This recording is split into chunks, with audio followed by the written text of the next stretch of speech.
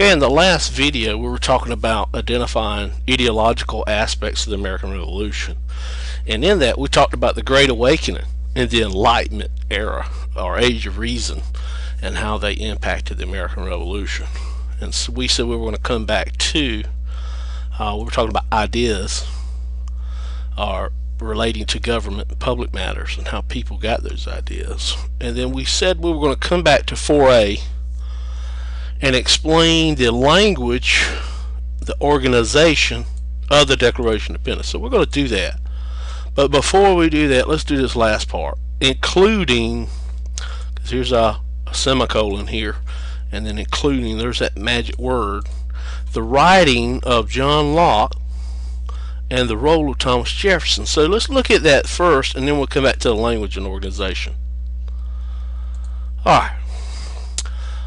Natural rights we talked about in the last video, and these are rights that people get from their creator or their God that government cannot take away. Alright, so here's John Locke's writing though here, Second Treatise of Government. John Locke writes in his writing, he says, being all equal and independent, no one ought to harm another in his life, health, liberty, or possessions. In other words, life, liberty, and property. Okay, and then down here at the bottom it says, for men being all the workmanship of one omnipotent and infinitely wise maker, all the servants of one sovereign master, sent into the world by his order and about his business. That's in the Second Treatise of Government. Thomas Jefferson reads this and is influenced by it, and here's what he writes in the Declaration of Independence. We hold these truths to be self-evident, that all men are created equal. Notice here the word equal and independent. And then it says that they are endowed by their Creator with certain inalienable rights. Here's Locke's mention of the Creator here. He says, of one omnipotent and infinitely wise maker. We're the servants of one sovereign master. So there's a reference to the Creator, to God. And then Thomas Jefferson says, with certain inalienable rights, that among them are life, liberty, and the pursuit of happiness. So he agrees with life, health being a part of that. Liberty he agrees with, and possessions he does not. He says pursuit of happiness. That's what Thomas Jefferson says. So Jefferson is influenced by the writing, and we see this in John Locke's writing, Second Treatise of Government, how it influences Thomas Jefferson's idea of natural rights. Where do we get them from? Over here, infinitely wise maker of one sovereign master. Over here we have endowed by our Creator. And then over here we're equal and independent. Over here we're all created equal. So there's a big influence there in the writing. Okay, how about the consent of the governed? In John Locke's writing he says, if man in the state of nature be so free, as has been said, if he be absolute lord of his own person and possessions, and subject to nobody, why would he part with his freedom? He's asking this question, why would he give up part of his freedom? Why will he give up this empire and subject himself to the dominion and control of any other power? And then it says, he says in his writings, this makes him willing to join in society with others. Join in society with others who are already united or have a mind to unite for the mutual reservation of their lives.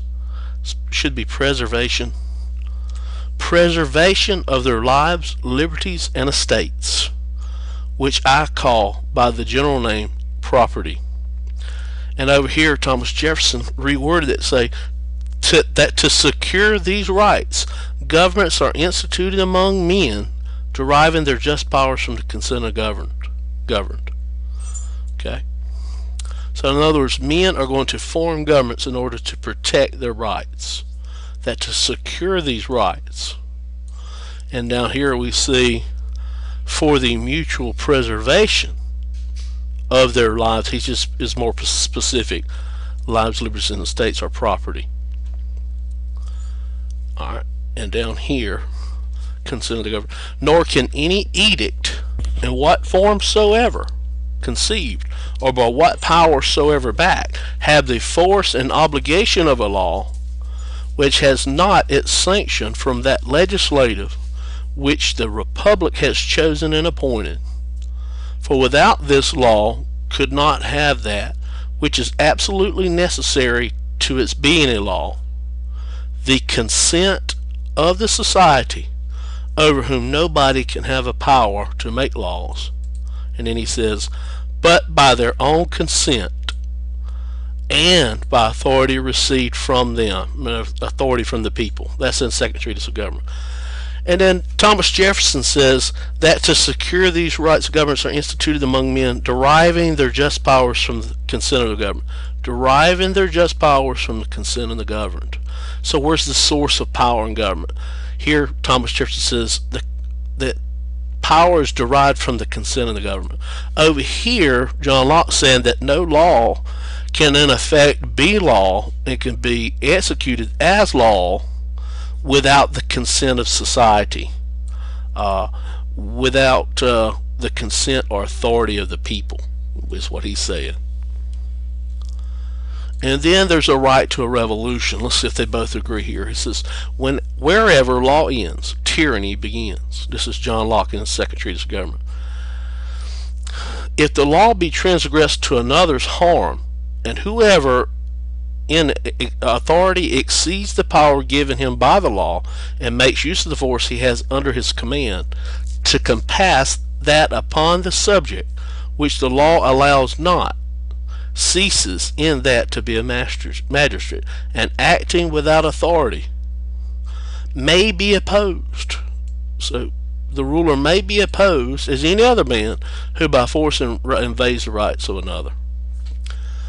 And then Thomas Jefferson in the Declaration of Independence says, when a long train of abuses and usurpation, pursuing invariably the same object, evinces a design to reduce them under the absolute despotism, it is their right, it is their duty to throw off such government, and to provide new guards for their future security.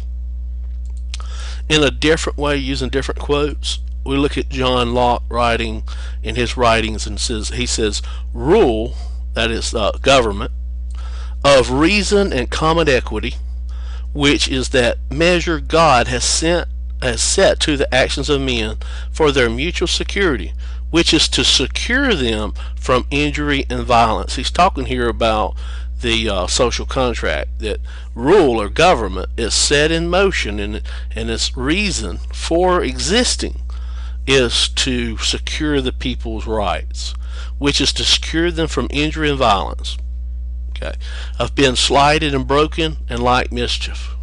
And then down here he says, in transgressing the law of nature, the offender declares himself to live by another rule than that of reason and common equity.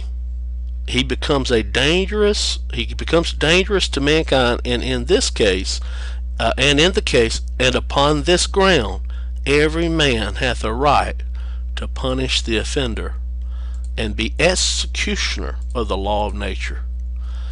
And Thomas Jefferson says that it is the duty of the people, it is to throw off such government, to have a rebellion if somebody's trying to be an absolute despot over them or tyrant over them.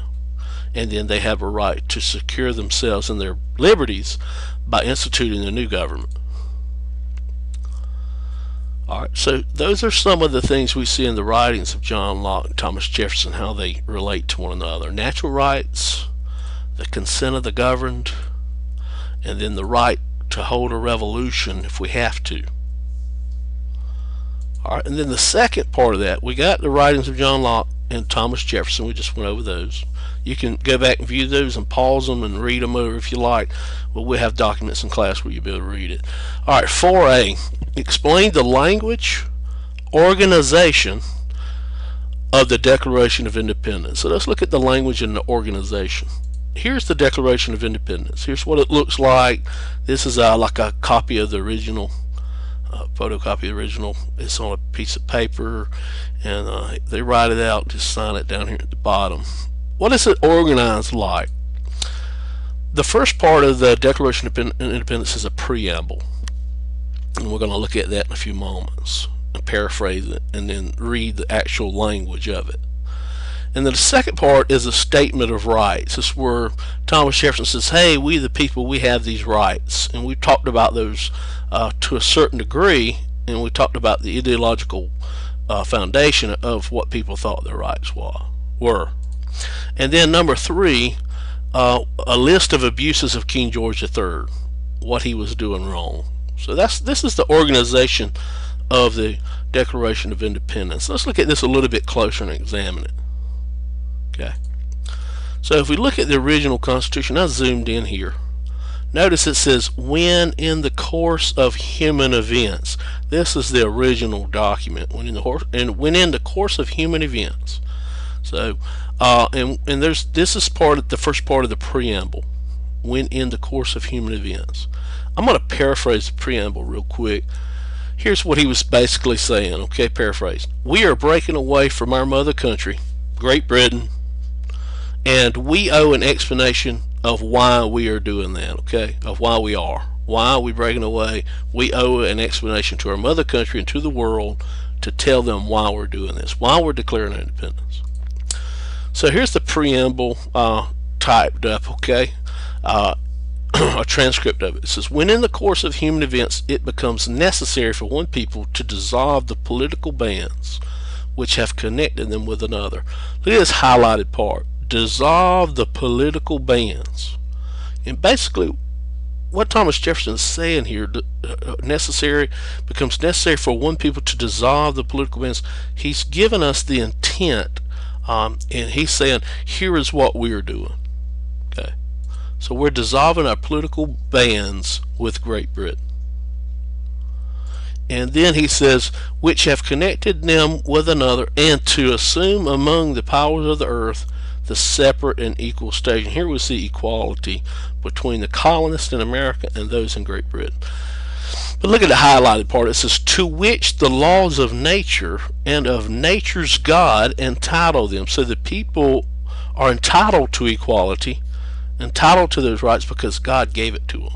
The Creator or nature's God gave them those rights. And here he's talking about the natural law that John Locke also talked about. And then down here at the bottom it says, a decent respect to the opinions of mankind requires that they should declare the causes which impel them to the separation. He's basically saying, we're about to tell you why we should give you the reasons why. We should tell you why we are declaring independence and becoming separate. Alright, so if we look at this preamble here, it's basically saying we are breaking away from our mother country and we owe an explanation of why we are. Okay, so that's the preamble. Alright, part 2. Part 2 has to do with what rights the people thought they had. Okay, and here we're going to touch on some civil liberties, or the civil rights or liberties of the people. And notice here in the original documents, you can barely see it, but it says, we hold these truths to be self-evident. And I underlined we and self-evident here. And we're going to look at a transcript of this since we can't see the whole document here. Here's a transcript of this second part. It says, we hold these truths to be self-evident that all men are created equal. And I highlighted this for you. All men are created equal. Here he's saying we have equality. That's one of our rights. We're equal as American colonists to you, British subjects. And then he says that they are endowed by their Creator with certain inalienable rights, that among these are life, liberty, and the pursuit of happiness. And in this we see these natural rights that John Locke talked about. And he says this: we got these rights from God, not the king. Is pretty much what he's saying, that we have inalienable rights, cannot be taken from us or alienated from our persons, because our Creator gave them to us, endowed us with these rights to life, liberty, and pursuit of happiness. Notice the change here, change from property to pursuit of happiness from law. Okay, and then we see this next part says that, and this is still in part 2, the rights, that to secure these rights, life, liberty, and pursuit of happiness, governments are instituted among men, deriving their just powers from the consent of the governed. And here he says that rulers get their right from the rule, or from the people, right to rule, from the consent of the governed. In other words, the people. Rulers get their right to rule from the people, not the other way around. Okay? Alright. And then it says that whenever any form of government becomes destructive of these ends, it is the right of the people to alter or abolish it, meaning the government, and to institute a new government. Here he's talking about the social contract. In other words, there's an agreement between the people and the the people who govern, or the government and the people. There is an agreement, or a covenant we talked about earlier, between the government and the governed that says, the government has a duty, has an obligation to protect our natural rights, life, liberty, and property. If it doesn't, we can get rid of it and get another government. Okay, and here again we see that old Great Awakening effect here. All right. And then the third part in the organization of the Declaration of Independence is an attack on King George III. And here is the original document, and there's some part right here that says, prudence indeed would dictate the government long established should not be changed for light and transient causes, and accordingly all experience hath shown that mankind are more disposed to suffer while evils are sufferable than to right themselves by abolishing the forms to which they're accustomed. In other words, people are used to getting run over. They've been patient with government. But then here again, the attack on King George III says he has refused to. We're going to see a long laundry list of what he's refused to do, or what he has done that has injured the rights that were talked about in the second part. So part 3 says that King George III is a despot, is a tyrant, and he's abused our rights and kept them from us. So in this part, Thomas Jefferson lists all the unfair practice that Britain placed on the colonies, meaning King George III. Let's read that third part. It says, we just read that. Yeah. Prudence indeed would dictate that governments long established should not be changed for light and transit causes. And accordingly, all experience hath shown that mankind are more disposed to suffer while evils are sufferable than to right themselves by abolishing the forms to which they're accustomed. In other words, if we were to paraphrase this, we would say history has shown that people are patient and will put up with a lot of injustices and still not change their government. But in the next part, here's what we get to.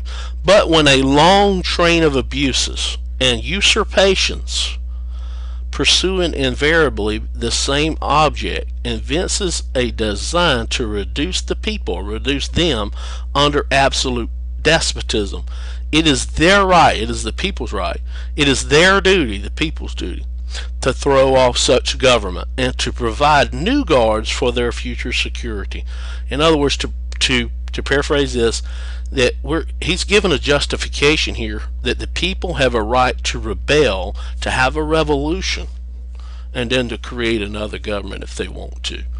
And this is all part of the social contract again. And then in this part 3 he says, such has been the patient sufferance of these colonies, talking about the American colonies, and such is now the necessity which constrains them to alter their former system of government. In other words, here's where he gets to the meat of it. This is why we're declaring our independence. It's because the colonies has suffered, has been the patient sufferance of the colonies. We've been patient long enough. and such is now the necessity which constrains the colonies to alter the former systems of government. In other words, get rid of the king, get rid of parliament. And this is basically paraphrased. This is the reason American colonists are being subjected to absolute despotism. All right. And then here's the accusation. The history of the present King of Great Britain, and that was King George III, is a history of repeated injuries and usurpations, all having in direct object the establishment of an absolute tyranny over the states. In other words, he's a despot, he's tyrannical, he's mistreating them, and he's injuring them and their rights. Okay? Basically, paraphrased, King George III is a tyrant and has abused us and deprived us of our rights, so much that we can't be patient anymore, that we have to declare our independence. And then part of the last part of 3 says, to prove this, let facts be submitted to a candid world. In other words, they're going to show you the evidence. Thomas Jefferson is going to show you the evidence in the Declaration of Independence. And you're going to see he has refused over and over and over again. So here's the evidence. Thomas Jefferson says, here's the evidence. Here are the things he did to us. And I'm paraphrasing here. And then you're going to see this long list. He has refused, he has forbidden, he has refused, he has called together, he has dissolved, he has refused. And you can go through those and read them on your own. I suggest you do that, because in this, when we talk about the Bill of Rights and we start talking about the Constitution that's being created, we're going to see why certain parts of it were created. Like, for example, here, he has kept among us in times of peace standing armies without the consent of our legislatures. And you're going to read a protection against that in the Bill of Rights, the first 10 amendments to the Constitution. And he has effected to render military independent, the superior to civil power. Look at this one. For quartering large bodies of armed troops among us. That's going to be our 3rd amendment to the Constitution. But all these are lists of abuses that Thomas Jefferson says that King George III has been doing to us, and that's why we're declaring independence. More evidence. He for protecting them by mock trial, murderers and people who were against the states, for cutting off trade with all ports of the world, and then it says for imposing taxes on us without our consent. That's a big one. You know, the consent of the governed. That's a big violation he did there. For depriving us in many cases of a trial by jury. And we're going to see one of our amendments to the Constitution is the right to a trial by jury. And I believe that's the 6th Amendment. Okay. And for transport us beyond seas to be tried for pretended offenses. Okay. And then it says, for altering fundamentally the forms of our governments. In our Bill of Rights, we're going to see, and in our Constitution, we're going to be guaranteed a republican form of government without a king, where we get to elect our own rulers. So all these are a list of grievances that Thomas Jefferson says are ways in which King George III has violated our rights. Okay, so have we looked at both the organization and the language of the Declaration of Independence? I think we have. Have we examined the writings of John Locke and looked at the role of Thomas Jefferson in taking that writing, those ideas, and implementing them within the Declaration of Independence? Yes. Okay, real quick, let's briefly mention Baron de Montesquieu. Baron de Montesquieu was a fabric of the Enlightenment, and he wrote a pamphlet called The Spirit of the Laws. Here he is here, and we talked about him earlier in our timeline. And if the Baron de Montesquieu is going to influence our government, when we talking about the United States Constitution, in that he said, you know, power under the king was in one place. It was centralized, and that is dangerous, because if you put power in one place, it is going to be used arbitrarily. In other words, the person who gets the power is going to abuse it. You know, a modern day example we see in the movie, I think it was Bruce Almighty with Jim Carrey, where God gives him all his power. He just goes crazy with it, messes things up. I know that's a rough example, but separation of powers, and this Montesquieu was saying that in the Spirit of the Laws that we should separate powers into into three different areas, and that's going to influence our government, because under the Constitution we're going to create a system where there's a legislative, an executive, and a judicial branch, and they're separated in three different areas, separation of powers under the Constitution. Congress is going to make the law. The executive or head of state is going to enforce the law, and then we're going to have a judicial branch to interpret what the law means and to keep these guys in check. But that's the checks and balances James Madison's going to add from Montesquieu's wording. But this separation of powers, all this used to be under one place, the king. When Parliament come about, the executive and legislative were kind of mixed in. But there's Montesquieu. We're going to talk about him later, and we're going to end that up there. Okay. All right. I hope this helps you.